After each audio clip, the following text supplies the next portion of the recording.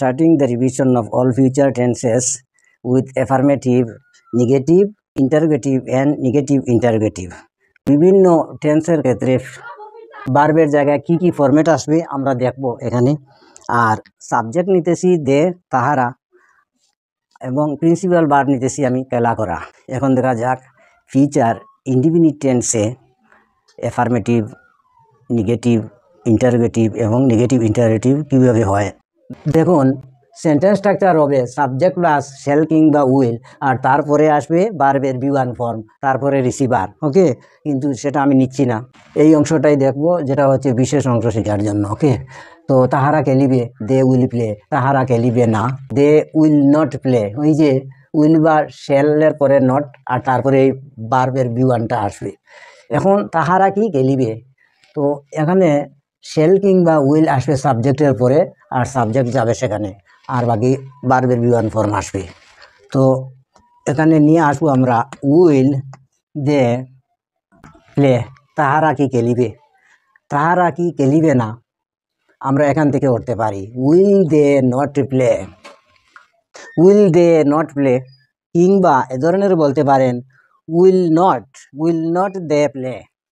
এগুলো দেখবো আমরা, দুটোই কারেক্ট, কিন্তু যেটা বলতে সুন্দর হয় ডায়লগের মধ্যে, কথোপকথনের মধ্যে আমরা সেটাই ব্যবহার করব। ওকে, এখন দেখবো আমরা ফিউচার কন্টিনিউয়াস টেন্স এই খেলা নিয়ে। তাহারা খেলিতে থাকিবে, তারপরে বলবো যে তাহারা খেলিতে থাকিবে না, তাহারা কি খেলিতে থাকিবে, তাহারা কি খেলিতে থাকিবে না। ফিউচার কন্টিনিউয়াস টেন্সের জন্য সেন্টেন্স স্ট্রাকচার হবে সাবজেক্ট প্লাস ভার্বের জায়গাতে আসবে শ্যাল কিংবা উইল লাগানোর পরে বি আসবে, তারপরে ভার্বের বি4 আসবে, বি1-এর সাথে আইএনজি লাগায় যেটা হয়। ওকে, তো প্রথম সেন্টেন্সটা হচ্ছে তাহারা খেলিতে থাকিবে, কি হবে সেটা দে উইল বি প্লেয়িং। এখন তাহারা খেলিতে থাকিবে না, they will not be playing, they will not এখানে এসে যাবে, তারপরে be playing, they will not be playing. তাহারা কি খেলিতে থাকিবে, এই যে they will be playing, will they be playing, will they be playing. তাহারা কি খেলিতে থাকিবে না, will they not be playing. Okay, will not be playing, will they not be playing, কিংবা will not they be playing, কিন্তু সেটার বদলে will they not be playing এই জায়গাতে সেটাই শুনতে ভালো লাগে। ওকে, আর এটাও ঠিক তেমনি। এখন দেখবো আমরা ফিউচার পারফেক্ট টেন্স নিয়ে একই বিষয়ে। এখানে দেখো সাবজেক্ট প্লাস শ্যাল কিংবা উইল সাবজেক্ট অনুযায়ী প্লাস হ্যাভ আসবে সবার জন্য, প্লাস বি3 হবে ভার্বের। ওকে, তো এই হিসাবে দে তাহারা খেলিয়া থাকিবে, তো দের সাথে তো উইল হবে, তো দে উইল হ্যাভ প্লেড, আর তাহারা খেলিয়া থাকিবে না, they will not have played. Okay, আর তাহারা কি খেলিয়া থাকিবে, এটা হবে will they have played, will they have played.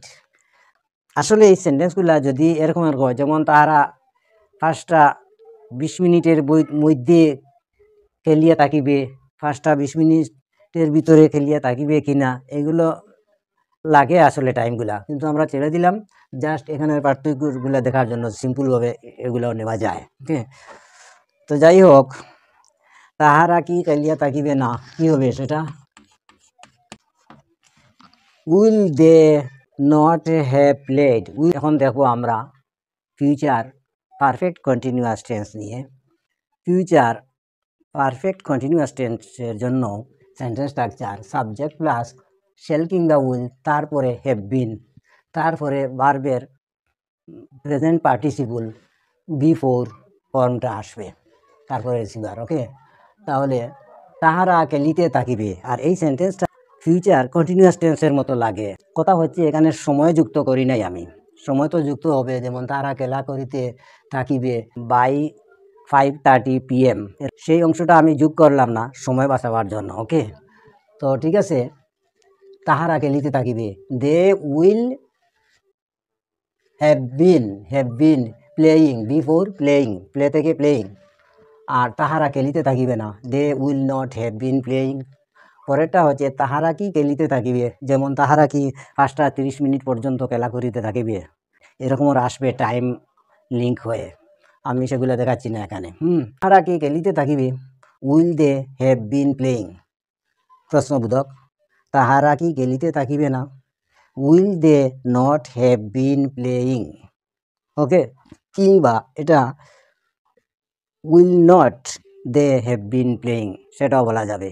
শুনতে যদি 2 নম্বরটা ভালো লাগে তাহলে সেটা আপনারা যোগ করতে পারেন, নতুবা এই ধরনের বেসিক যেটা আমি দেখাচ্ছি সেই হিসাবেই এখন পর্যন্ত শিখে নেন। তো আজকের জন্য আমরা ক্লোজ করছি। ওকে, থ্যাংকস ফর ওয়াচিং।